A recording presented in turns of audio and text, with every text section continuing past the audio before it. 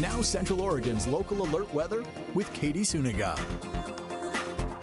I could not help it. I had to show you one of these pictures. This is one of many that were sent our way from mostly the Redmond area today. And what you're looking at is called rime ice. And what happens is when you have fog where the water droplets are super cooled, that means they're below freezing and they're very tiny. They touch surfaces that are below freezing and they almost freeze instantaneously because of their size.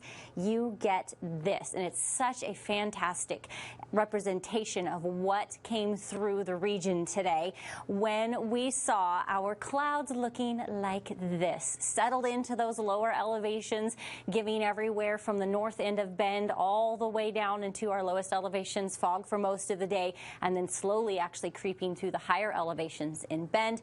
It's going to change for us. We will not be sitting in this fog for too much longer. Here's what it looks like on the top of Mount Bachelor. Mostly almost completely clear. You can't even really see anything, no clouds or anything from that camera view. Then when you take a look at what it's like at the airport in Redmond, you see that we are still sitting in the fog for parts of the region.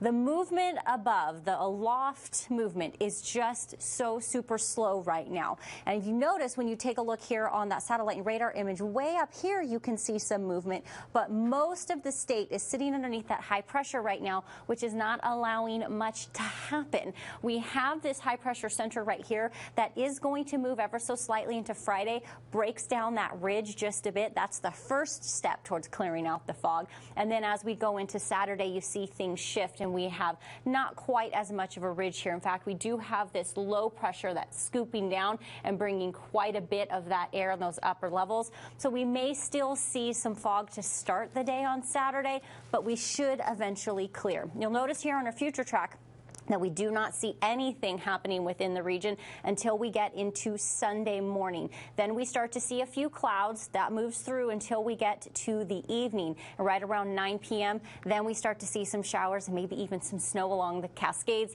That chance for snow on the Cascades for Sunday and even into Monday has increased. When we were talking yesterday, it was around 40, 50, 60%. Now we're up to 70, so that's a good thing. Hopefully we'll get some good snow totals.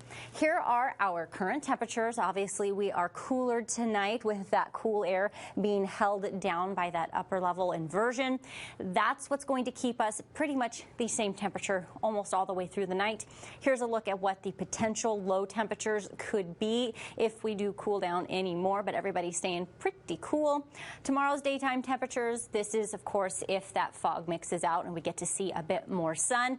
Depending on how that upper level decides to move, we could see the mid-50s by Saturday. Slightly cool Sunday, but really cool when that cold front comes in Monday, and we have that 20% chance for some precipitation on the east slopes, the higher elevations.